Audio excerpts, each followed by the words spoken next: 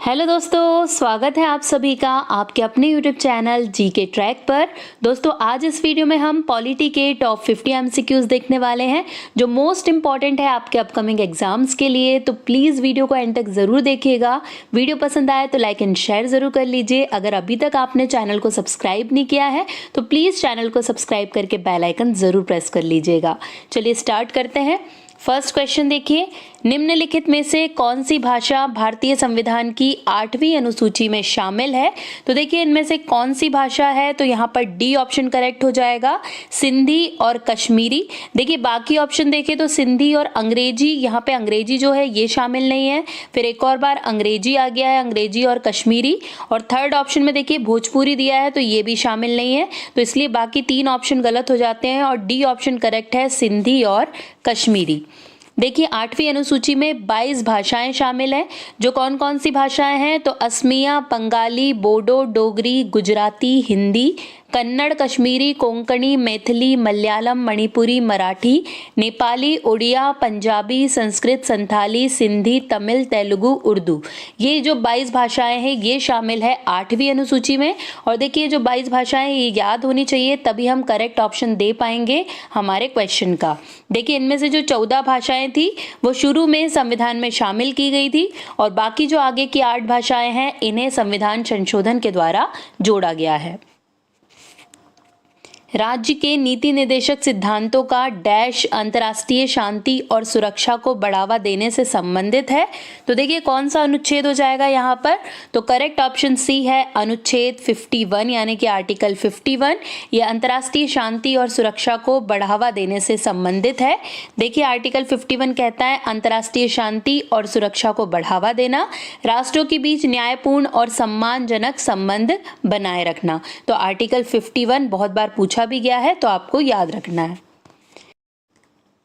संविधान संशोधन द्वारा दिल्ली को राष्ट्रीय राजधानी क्षेत्र का दर्जा प्राप्त हुआ।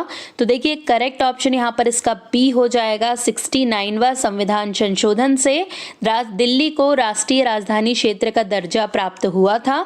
देखिए 1991 के 69वें संविधान संशोधन अधिनियम ने दिल्ली संघ राज्य क्षेत्र को विशेष दर्जा दिया। इसका नाम बदलकर राष्ट्रीय राजधानी क्षेत्र दिल्ली कर दिया गया और दिल्ली के उपराज्यपाल को इसका प्रशासक या एलजी नियुक्त किया गया। तो कौन सा संविधान संशोधन है, वो 69वां संविधान संशोधन जो 1991 में हुआ था। निम्नलिखित में से कौन सा युग्म सही सुमेलित नहीं है? तो देखिए सारे पढ़ने पड़ेंगे तब पता चलेगा कौन सा सही सुमेलित नहीं है।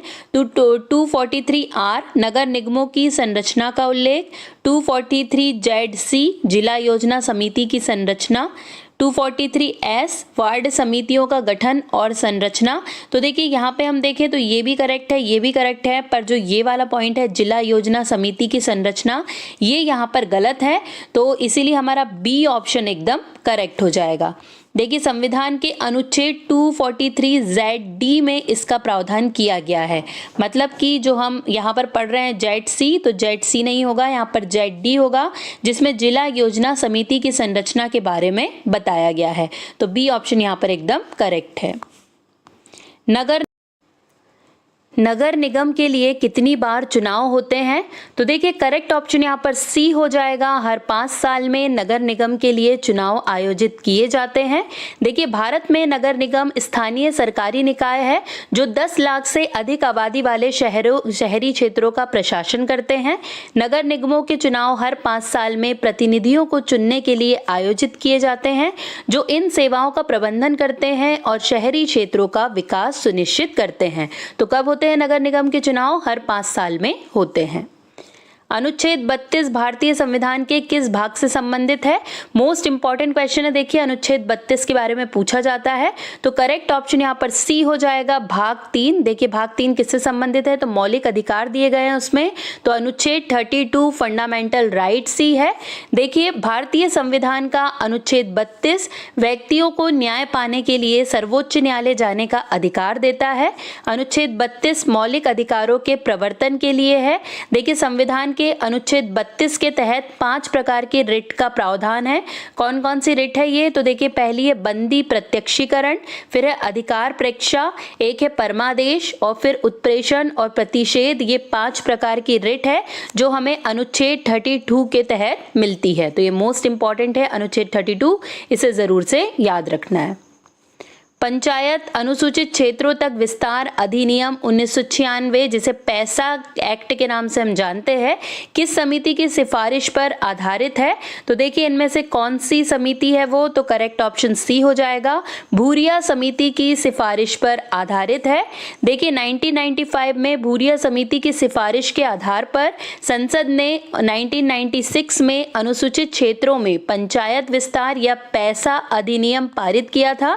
इसमें 10 राज्य अर्थात आंध्र प्रदेश, छत्तीसगढ़, गुजरात, हिमाचल प्रदेश, झारखंड, मध्य प्रदेश, महाराष्ट्र, उड़ीसा, राजस्थान और तेलंगाना में ये अधिनियमित किया गया था। देखिए, जो 10 राज्य हैं ये भी बहुत पूछे जाते हैं, तो ये 10 के 10 याद होना चाहिए, क्योंकि ऑप्शन में एक गायब कर दिया जाता है और पूछा जाता है कि इनमें से कौन सा नहीं है, या फिर इनमें से चारों ऑप्शन भी दे दिए जाते हैं कई बार और पूछ लिया जाता है एक गलत ऑप्शन देके कि कौन सा शामिल नहीं है। तो इसीलिए आपको ये 10 के 10 नाम जरूर से याद होने चाहिए। भारत का मूल संविधान डैश द्वारा हस्तलिखित किया गया था। तो देखिए, कौन है जिनके द्वारा लिखा गया था? तो सी करेक्ट हो जाएगा, प्रेम बिहारी नारायण रायजादा के द्वारा भारत का मूल संविधान लिखा गया था। देखिए, प्रेम बिहारी नारायण रायजादा वह व्यक्ति है जिन्होंने भारत का मूल संविधान लिखा था। उन्होंने संविधान हॉल में अपनी मेज पर 6 महीने तक काम किया और 395 अनुच्छेद, 8 अनुसूचियां और एक प्रस्तावना अंग्रेजी और हिंदी दोनों में लिखी थी। तो देखिए, किसने लिखा है, ये क्वेश्चन भी कई बार एग्जाम में बना है, तो आपको याद रखना है प्रेम बिहारी नारायण रायजादा का नाम। वर्तमान लोकसभा अध्यक्ष कौन है? तो देखिए, कौन है वर्तमान लोकसभा अध्यक्ष? तो डी ऑप्शन करेक्ट हो जाएगा, ओम बिरला। ये वर्तमान में लोकसभा के अध्यक्ष हैं। देखिए, ओम बिरला को सर्वसम्मति से 18वीं लोकसभा का अध्यक्ष चुना गया है। ओम बिरला राजस्थान के कोटा से दूसरी बार भाजपा सांसद भी बने थे। तो देखिए, इन्हें अब 18वीं लोकसभा के अध्यक्ष के रूप में भी चुन लिया गया है। तो ओम बिरला का नाम याद रखना है।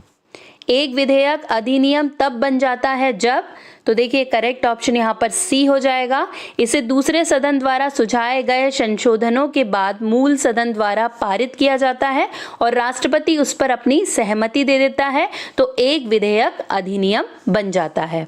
देखिए, कोई विधेयक तब अधिनियम बन जाता है जब उसे दूसरे सदन द्वारा सुझाए गए जो संशोधन है उसके बाद मूल सदन द्वारा पारित कर दिया जाए और राष्ट्रपति उस पर अपनी सहमति दे दे, तो फिर वो एक एक्ट बन जाता है। पहले वो बिल कहलाता है, बाद में वो अधिनियम या एक्ट बन जाता है। भारतीय संविधान के निम्नलिखित संशोधनों में से किस संशोधन ने निर्देशक सिद्धांतों को मौलिक अधिकारों पर वरीयता दी थी? तो देखिए, करेक्ट ऑप्शन यहाँ पर इसका बी हो जाएगा, 42वां संविधान संशोधन। ये इंपॉर्टेंट है। देखिए, 42वें संविधान संशोधन ने नीति निर्देशक सिद्धांतों को प्राथमिकता देते हुए कहा कि किसी भी नीति निर्देशक सिद्धांतों को लागू करने वाली किसी भी कानून को इस आधार पर असंवैधानिक घोषित नहीं किया जा सकता कि वह किसी भी मौलिक अधिकार का उल्लंघन करता है। तो ये कौन से संविधान संशोधन में हुआ है? 42वें संविधान संशोधन में। आर्थिक और सामाजिक नियोजन निम्नलिखित में से किसके अंतर्गत आता है? तो देखिए, करेक्ट ऑप्शन यहाँ पर इसका सी हो जाएगा, समवर्ती सूची के अंतर्गत आर्थिक और सामाजिक नियोजन आते हैं। देखिए, आर्थिक और सामाजिक नियोजन भारत की 7वीं अनुसूची की समवर्ती सूची में 20वें स्थान पर सूचीबद्ध किया गया है। निम्नलिखित में से कौन भारत की लोक लेखा समिति के अध्यक्ष को नामित करता है? तो देखिए, इनमें से कौन करता है लोक लेखा समिति के अध्यक्ष को नामित? तो सी ऑप्शन करेक्ट हो जाएगा, लोकसभा अध्यक्ष के द्वारा लोक लेखा समिति के अध्यक्ष को नामित किया जाता है। देखिए, पीसीए के अध्यक्ष को लोकसभा अध्यक्ष द्वारा नामित किया जाता है। 1967-68 से पीएसी का अध्यक्ष मुख्य विपक्षी दल का सदस्य होता है जो आमतौर पर विपक्ष का नेता होता है। तो अभी ऐसा है कि जो लोक लेखा समिति है उसका जो अध्यक्ष होगा वो विपक्ष का नेता होता है। विश्व की प्रथम महिला प्रधानमंत्री कौन थी? तो देखिए करेक्ट ऑप्शन यहाँ पर बी हो जाएगा, सिरिमावो भंडारनायके। ये विश्व की प्रथम महिला प्रधानमंत्री थी। देखिए सिरिमा रतवाटे डायस भंडारनायके, जिन्हें आमतौर पर सिरिमावो भंडारनायके के नाम से जाना जाता है, एक श्रीलंकाई राजनेता थी। 1960 में श्रीलंका की प्रधानमंत्री चुने जाने पर वे आधुनिक इतिहास में दुनिया की पहली गैर वंशानुगत महिला सरकार प्रमुख बनी थी। तो ये मोस्ट इंपॉर्टेंट नेम है इनका, क्योंकि ये पूछ लिया जाता है, जनरल नॉलेज में भी ये क्वेश्चन बहुत पूछा जाता है, तो ये याद रखने वाली चीज है। उच्च न्यायालय ने निचली अदालतों को उसके अधिकार क्षेत्र से बाहर जाने से रोकने के लिए एक रिट जारी की। इसे डैश कहा जाता है। तो देखिए करेक्ट ऑप्शन बी हो जाएगा, इसे प्रतिषेध कहा जाता है जब उच्च न्यायालय निचली अदालतों को उसके अधिकार क्षेत्र से बाहर जाने से रोकने के लिए रिट जारी करता है। तो बी ऑप्शन यहाँ पर एकदम करेक्ट है। यदि उच्च न्यायालय किसी निचली अदालत को उसके अधिकार क्षेत्र का अतिक्रमण करने से रोकने के लिए रिट जारी करता है तो इस रिट को प्रतिषेध कहा जाता है। निम्नलिखित में से कौन सा भारत के सर्वोच्च न्यायालय के सलाहकार क्षेत्राधिकार का सही निहितार्थ है? तो देखिए क्या हो जाएगा यहाँ पर, तो करेक्ट ऑप्शन यहाँ पर ए हो जाएगा। यह भारत के राष्ट्रपति को मांग पर सलाह देता है। देखिए जो सर्वोच्च न्यायालय है वो क्या करता है, भारत के राष्ट्रपति को सलाह दे सकता है। और ये जो सलाहकार क्षेत्राधिकार है इसका ये कौन सी आर्टिकल में दिया गया, तो 143 में ये दिया गया है। आर्टिकल 143 में कि राष्ट्रपति के मांगे जाने पर जो सर्वोच्च न्यायालय है वो राष्ट्रपति को जो सलाह है वो दे सकता है, मतलब एक सलाहकार क्षेत्राधिकार है इसका। तो ए ऑप्शन एकदम करेक्ट हो जाएगा। भारत में प्रधानमंत्री का 15 सूत्री कार्यक्रम समाज के निम्नलिखित में से किस वर्ग से संबंधित है? तो देखिए करेक्ट ऑप्शन यहाँ पर इसका बी हो जाएगा, अल्पसंख्यक वर्ग से संबंधित है प्रधानमंत्री का 15 सूत्री कार्यक्रम। देखिए भारत में प्रधानमंत्री का 15 सूत्री कार्यक्रम अल्पसंख्यकों से संबंधित है।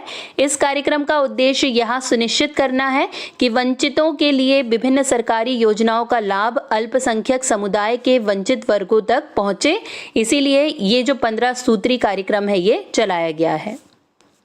राष्ट्रपति की वित्तीय शक्तियों के संदर्भ में निम्नलिखित में से कौन सा कथन सही नहीं है? तो देखिए यहाँ पर कौन सा कथन सही नहीं होगा, तो डी, भारत के सार्वजनिक खाते में धन उनके निपटान में रहता है। ये वाला जो कथन है ये राष्ट्रपति की वित्तीय शक्तियों के संदर्भ में सही कथन नहीं है। तो डी ऑप्शन एकदम करेक्ट हो जाएगा। देखिए भारत के सार्वजनिक खाते में जमा धन सरकार का दायित्व है, इसलिए इसके लिए अनुमोदन की कोई अनिवार्य आवश्यकता नहीं होती है। भारत में मृत्यु तक कर्तव्य किस संगठन का आदर्श वाक्य है? तो देखिए इनमें से कौन सा संगठन है जिसका ये आदर्श वाक्य है? तो करेक्ट ऑप्शन यहाँ पर डी हो जाएगा, सीमा सुरक्षा बल का आदर्श वाक्य है मृत्यु तक कर्तव्य। देखिए सीमा सुरक्षा बल या बीएसएफ भारत का प्राथमिक सीमा सुरक्षा संगठन है। बीएसएफ ने अपने आदर्श वाक्य मृत्यु तक कर्तव्य को लागू करने के लिए खून पसीना बहाया है। तो अगर ये पूछा जाए कि ये किसका वाक्य है, आदर्श वाक्य है, तो ये बीएसएफ का आदर्श वाक्य है। भारत सरकार अधिनियम 1935 के बारे में निम्नलिखित में से कौन सा कथन गलत है? तो देखिए करेक्ट यहाँ पर डी हो जाएगा, इसने प्रांतीय बजट को केंद्रीय बजट से अलग कर दिया। ये भारत सरकार अधिनियम 1935 के बारे में गलत कथन है। तो डी ऑप्शन एकदम करेक्ट हो जाएगा। देखिए यह भारत सरकार अधिनियम 1919 था जिसने पहली बार प्रांतीय बजट को केंद्रीय बजट से अलग किया था और प्रांतीय विधानसभाओं को अपने बजट बनाने के लिए अधिकृत किया था। तो इसीलिए आपको 1999 याद रखना है, ना कि 1935। भारतीय वन सेवा को तीसरी अखिल भारतीय सेवा के रूप में किस वर्ष स्थापित किया गया? तो करेक्ट ऑप्शन यहाँ पर इसका ए हो जाएगा, 1966 में भारतीय वन सेवा को तीसरी अखिल भारतीय सेवा के रूप में स्थापित किया गया। देखिए वर्ष 1966 में भारतीय वन सेवा की स्थापना तीसरी अखिल भारतीय सेवा के रूप में की गई थी। अखिल भारतीय सेवाएं वे सेवाएं हैं जो केंद्र और राज्य दोनों सरकारों के लिए समान है। राष्ट्रीय पिछड़ा वर्ग आयोग एनसीबीसी की स्थापना किस वर्ष की गई थी? ये भी बहुत पूछा जाने वाला क्वेश्चन है। करेक्ट ऑप्शन यहाँ पर सी हो जाएगा। 1993 में राष्ट्रीय पिछड़ा वर्ग आयोग की स्थापना की गई थी। देखिए, राष्ट्रीय पिछड़ा वर्ग आयोग एनसीबीसी की स्थापना वर्ष 1992 में मंडल मामले या मंडल आयोग में सर्वोच्च न्यायालय के फैसले के अनुसार वर्ष 1993 में की गई थी। तो ये कई बार सिर्फ क्वेश्चन इतना ही पूछा जाता है कि स्थापना कब हुई है, तो आपको याद रखना है 1993 में मंडल समिति की सिफारिश पर। निम्नलिखित में से किस वर्ष भारत के राष्ट्रपति ने बीजी खेर की अध्यक्षता में एक राज्यसभा आयोग का राजभाषा निम्नलिखित में से किस वर्ष भारत के राष्ट्रपति ने बीजी खेर की अध्यक्षता में एक राजभाषा आयोग नियुक्त किया? तो देखिए, करेक्ट ऑप्शन यहाँ पर इसका बी हो जाएगा। 1955 में राष्ट्रपति ने बीजी खेर की अध्यक्षता में एक राजभाषा आयोग नियुक्त किया था। देखिए, राष्ट्रपति ने वर्ष 1955 में बीजी खेर की अध्यक्षता में एक राजभाषा आयोग नियुक्त किया। आयोग ने वर्ष 1956 में अपनी रिपोर्ट भारत के राष्ट्रपति को सौंपी थी।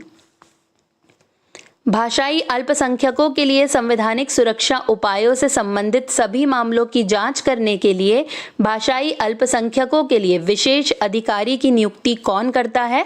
तो देखिए, कौन करता है ये नियुक्ति? तो करेक्ट ऑप्शन बी हो जाएगा। राष्ट्रपति के द्वारा ये नियुक्ति की जाती है। देखिए, भारत के राष्ट्रपति को भाषाई अल्पसंख्यकों के लिए एक विशेष अधिकारी नियुक्त करना चाहिए या करता है वो। यह अधिकारी भाषाई अल्पसंख्यकों के लिए संवैधानिक सुरक्षा उपायों से संबंधित सभी मामलों की जांच करता है और राष्ट्रपति को इसकी रिपोर्ट सौंपता है। 1946 में गठित अंतरिम सरकार में कार्यकारी परिषद का उपाध्यक्ष कौन था?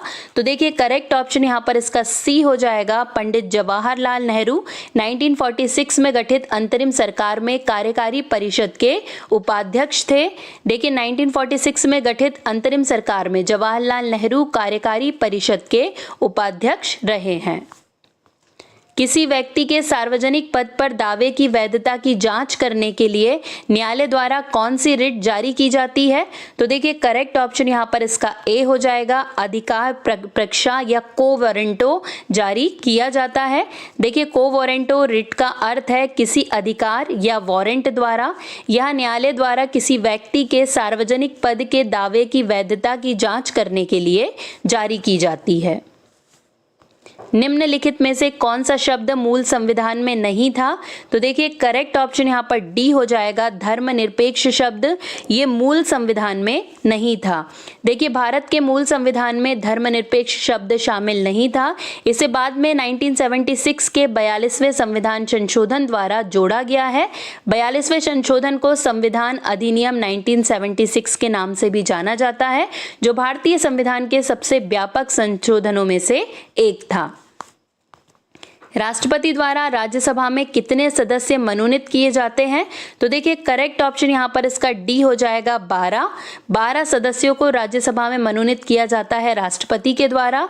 देखिए, भारतीय संविधान के अनुसार राष्ट्रपति साहित्य, विज्ञान, कला और सामाजिक सेवा में विशेष ज्ञान या व्यवहारिक अनुभव रखने वाले व्यक्तियों में से राज्यसभा के लिए 12 सदस्यों को मनोनीत कर सकती है।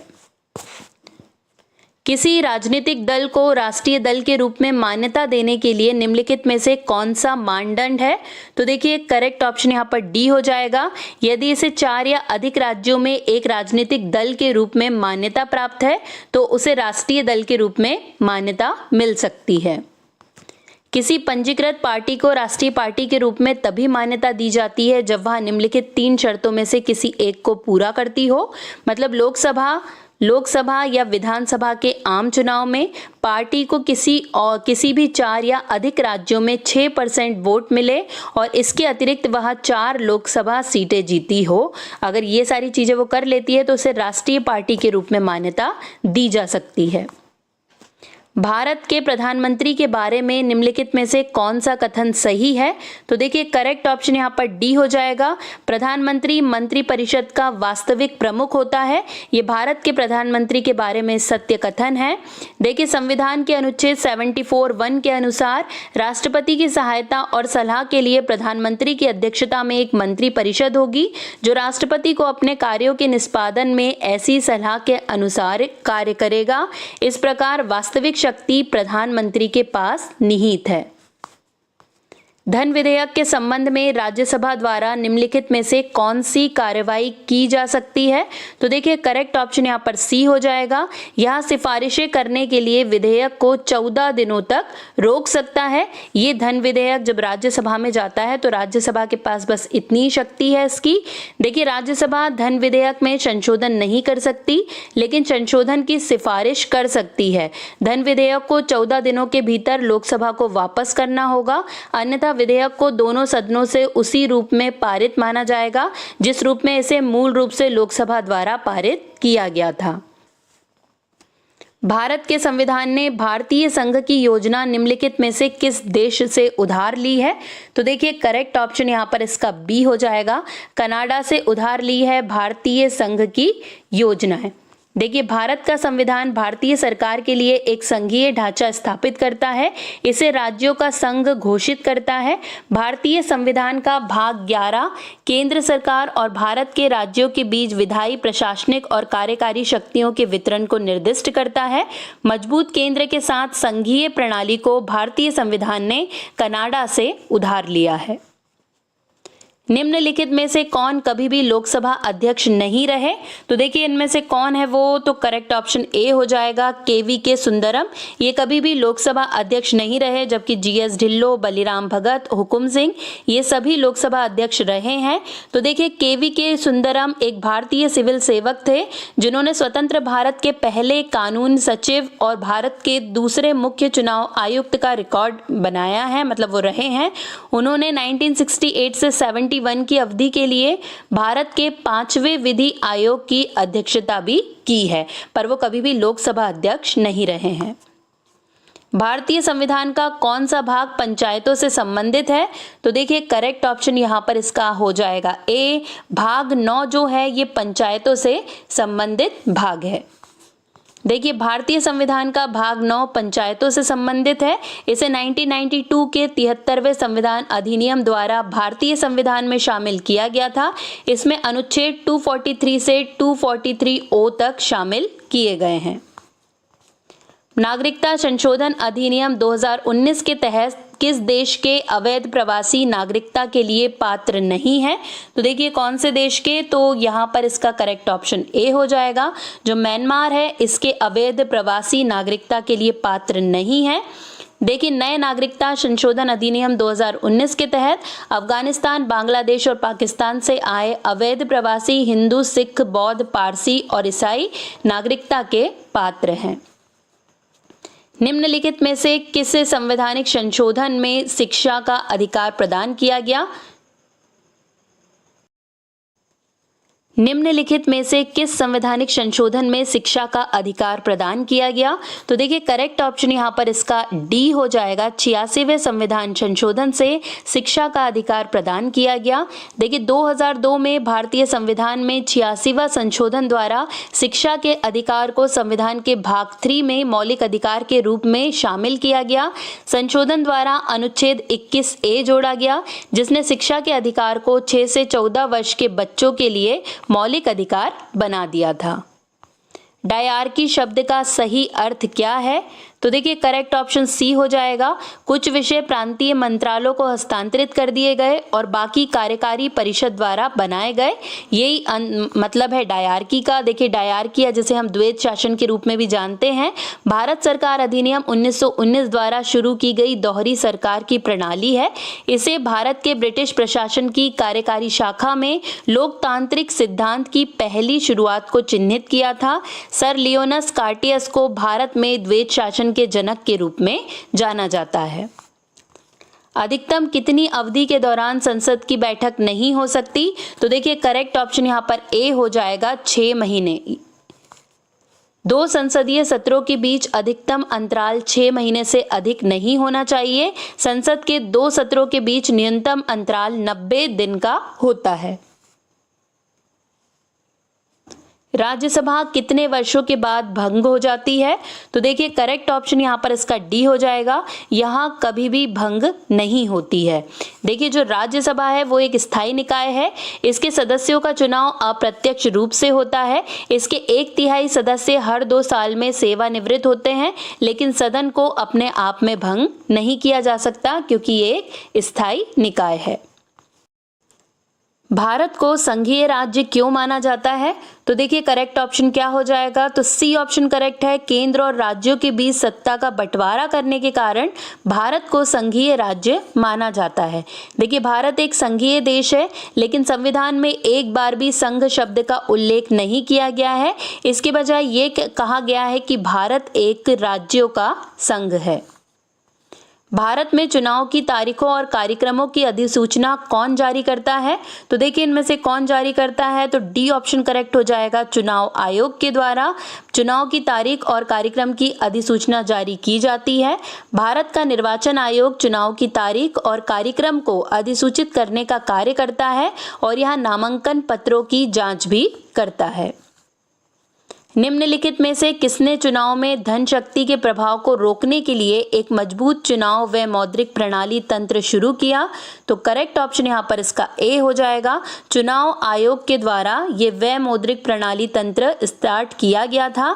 देखिए भारत के चुनाव आयोग ने भारत के चुनाव में धनबल के प्रभाव को रोकने के लिए एक मजबूत चुनाव व मौद्रिक प्रणाली तंत्र शुरू किया है। इसे सबसे पहले 2010 में बिहार में लागू किया गया था। जीएसटी निम्नलिखित में से किसका प्रकार है? तो देखिए करेक्ट ऑप्शन यहाँ पर इसका बी हो जाएगा। अप्रत्यक्ष कर जो जीएसटी है मतलब कि गुड्स एंड सर्विस टैक्स, ये जो है एक प्रकार का इनडायरेक्ट टैक्स है। ये आपको याद रखना है क्योंकि ये क्वेश्चन एग्जाम में पूछ लिया जाता है। भारतीय संविधान का कौन सा भाग मौलिक अधिकारों से संबंधित है? तो करेक्ट ऑप्शन यहाँ पर इसका सी हो जाएगा। भाग 3 जो है ये मौलिक अधिकारों से संबंधित है। देखिए भाग 3 मौलिक अधिकार भारत के संविधान में निहित अधिकारों का एक चार्टर है। यह नागरिक स्वतंत्रता की गारंटी देता है ताकि सभी भारतीय भारत के नागरिक के रूप में शांति और सद्भाव में अपना जीवन व्यतीत कर सकें। लोकतांत्रिक संस्थाओं के विकास के लिए कौन सा कारक आवश्यक है? तो देखिए करेक्ट ऑप्शन बी हो जाएगा। व्यक्तिगत अधिकारों के प्रति सम्मान ये लोकतांत्रिक संस्थाओं के विकास के लिए आवश्यक कारक है। देखिए व्यक्तिगत अधिकारों का सम्मान लोकतांत्रिक संस्थाओं के विकास के लिए आवश्यक शर्तों में से एक है। व्यक्तिगत अधिकारों के उदाहरण में जीवन, स्वतंत्रता और खुशी की खोज का अधिकार शामिल है। व्यक्तिगत अधिकार और लोकतंत्र परस्पर मजबूत होते हैं। भारत में किसे देश के कानून से ऊपर माना जाता है? तो देखिए करेक्ट ऑप्शन यहाँ पर इसका डी हो जाएगा। कोई भी विकल्प सही नहीं है, मतलब ना तो भारत के राष्ट्रपति, ना प्रधानमंत्री और ना ही कोई धनी व्यक्ति। कोई भी भारत देश में देश के कानून के ऊपर नहीं रखा गया है। देखिए अनिवार्य रूप से कानून व्यक्तियों के बीच कोई भेदभाव नहीं करता है। कानून के सामने सभी समान हैं और सभी को कानून की सुरक्षा का अधिकार है। इसलिए भारत में कोई भी कानून से ऊपर नहीं है। राष्ट्रपति की किस क्षमादान शक्ति के अंतर्गत दंड के एक रूप को हल्के रूप में प्रतिस्थापित किया जा सकता है? तो देखिए कौन सा टाइप है ये? तो ए करेक्ट हो जाएगा। कम्यूटेशन में ऐसा किया जा सकता है। देखिए संविधान का अनुच्छेद 72 राष्ट्रपति को उन व्यक्तियों को 5 प्रकार की क्षमा प्रदान करने का अधिकार देता है जिन पर किसी अपराध के लिए मुकदमा चलाया गया हो और उन्हें दोषी ठहराया गया हो। देखिए कम्यूटेशन का अर्थ है एक प्रकार की सजा को हल्के रूप में बदलना। उदाहरण के लिए मृत्युदंड को कठोर कारावास में बदला जा सकता है, जिसे बदले में साधारण कारावास में भी बदला जा सकता है। तो ये जो है किसी प्रकृति को चेंज किया जाता है, इसमें जो दंड की प्रकृति है उसे थोड़ा हल्का कर दिया जाता है, कम कर दिया जाता है। भारत संघ में एक नए राज्य को कौन सम्मिलित करता है? तो देखिए करेक्ट ऑप्शन यहाँ पर डी हो जाएगा। संसद के द्वारा भारत संघ में एक नए राज्य को सम्मिलित किया जाता है। देखिए अनुच्छेद 2 में कहा गया है कि संसद कानून बनाकर भारत संघ में नए राज्यों को शामिल कर सकती है या अपनी इच्छा अनुसार नए राज्यों की स्थापना कर सकती है। निम्नलिखित में से किस संशोधन को भारत का लघु संविधान भी कहा जाता है? तो देखिए करेक्ट ऑप्शन यहाँ पर इसका बी हो जाएगा। 42वें संविधान संशोधन को भारत का लघु संविधान भी कहा जाता है। देखिए 1976 के 42वें संशोधन को कभी कभी लघु संविधान और इंदिरा का संविधान भी कहा जाता है। 42वें संशोधन द्वारा संविधान के लगभग सभी भागों, जिसमें प्रस्तावना और संशोधन खंड भी शामिल है, को बदल दिया गया और कुछ नए अनुच्छेद और धाराएं जोड़ी गई थी, इसलिए इसे लघु संविधान के रूप में जाना जाता है। अब बारी है लास्ट क्वेश्चन की। किस संविधान संशोधन द्वारा शिक्षा को राज्य सूची से संवर्ती सूची में लाया गया था? तो देखिए करेक्ट ऑप्शन यहाँ पर सी हो जाएगा। 42वें संविधान संशोधन से शिक्षा को राज्य सूची से संवर्ती सूची में लाया गया था। देखिए 1976 के 42वें संविधान संशोधन अधिनियम ने 5 विषयों को राज्य सूची से संवर्ती सूची में स्थानांतरित कर दिया था, जिसमें से एक जो था वो शिक्षा भी था। तो ये मोस्ट इंपॉर्टेंट है, आपको याद रखना है। यहीं पर दोस्तों हमारे सारे क्वेश्चंस कंप्लीट हो गए हैं। वीडियो पसंद आया होगा तो लाइक एंड शेयर जरूर कर दीजिएगा। अगर अभी तक चैनल को सब्सक्राइब नहीं किया है तो प्लीज चैनल को सब्सक्राइब करके बेल आइकन जरूर प्रेस कर लीजिए। आज के लिए बस इतना ही। अब आपसे मुलाकात होगी नेक्स्ट वीडियो में। तब तक के लिए जय हिंद, जय भारत।